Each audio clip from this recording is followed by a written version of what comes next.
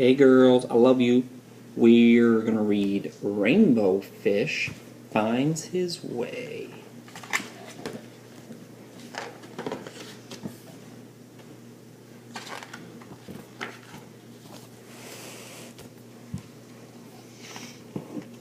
Deep in the sea, a terrible storm was approaching. Nearly all of Rainbow Fish's friends had taken shelter in their protective cave.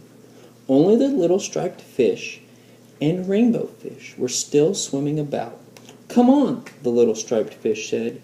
"We have got to get back to the others.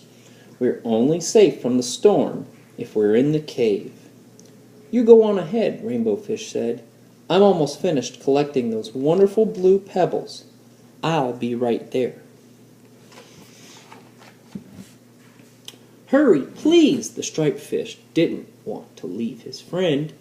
It was far too dangerous out here in the open, but Rainbow Fish was too busy to be afraid. Just as he was gathering one last pebble, the storm hit. He tried to swim against the rushing water, but it was too strong. A whirling current of water tore through with such force that Rainbow Fish was whipped against a rock, and suddenly everything went black. Then the current swept him away. Oh no.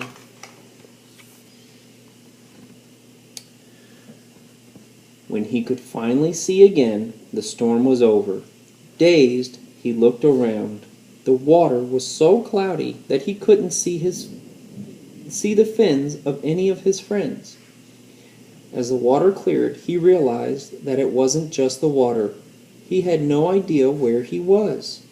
Suddenly, Rainbow Fish backed into something prickly. "Ouch! Watch where you're swimming," grumbled a voice.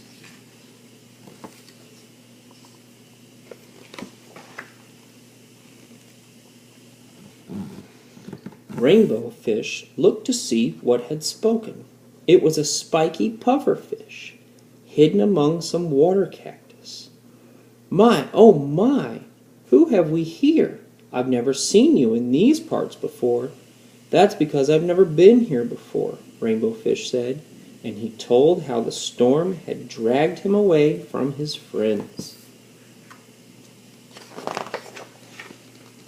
"Do you have any idea how I can find my way back?" Rainbow Fish asked.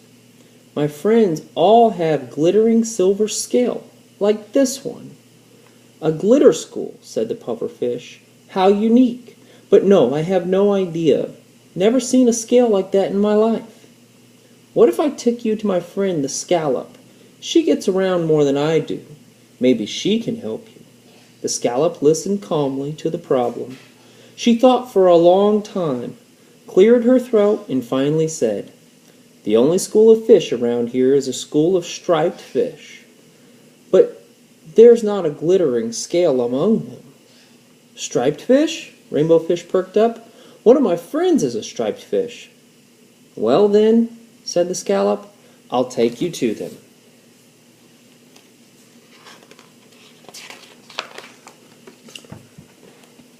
"Excuse me for asking," said Rainbow Fish, "but how can you take me there? You don't have fins to swim with." "Just you watch," the scallop suppressed a smile. Before Rainbow Fish knew what was happening, the scallop was on her way. She snapped the two sides of her shell together and shot through the water as fast as Rainbow Fish could follow.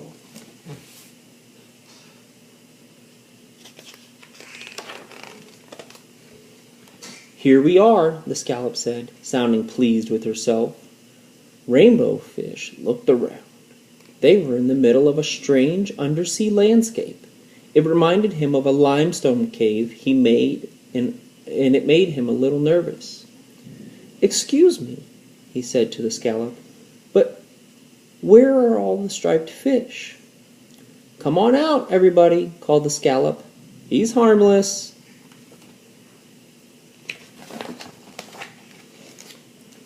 Timidly, a striped fish began to appear. They had hidden themselves all very well. Now Rainbow Fish could see more and more of them. "But you're not green at all." He looked at the fish with disappointment. Now I'll never find my way home." "Green?" asked the striped fish. "You mean green with gold stripes, like our cousins?" "That's right," Rainbow Fish said, surprised. "Well, we know where to find them. We'll take you right over to their school," said the fish.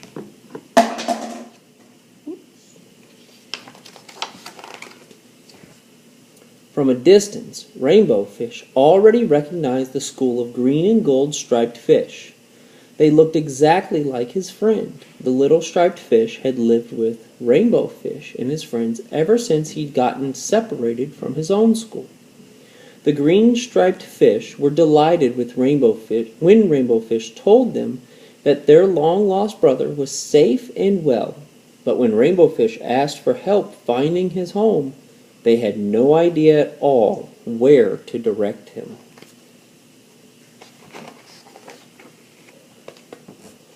With a heavy heart, Rainbow Fish realized that he would have to search the ocean on his own until he found his friends.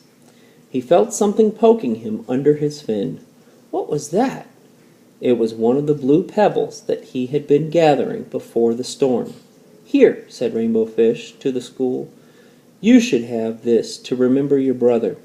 And he and I were collecting these when I got caught in the storm."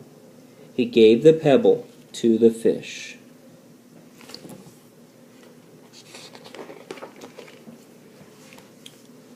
One of the oldest striped fish came forward and looked closely at the stone.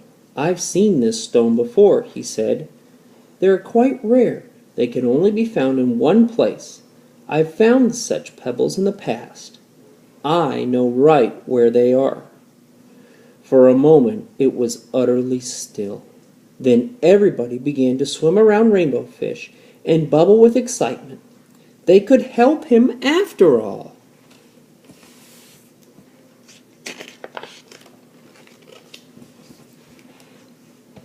Together they raced to the bed of blue pebbles, where they saw Rainbow Fish's friends out searching for him.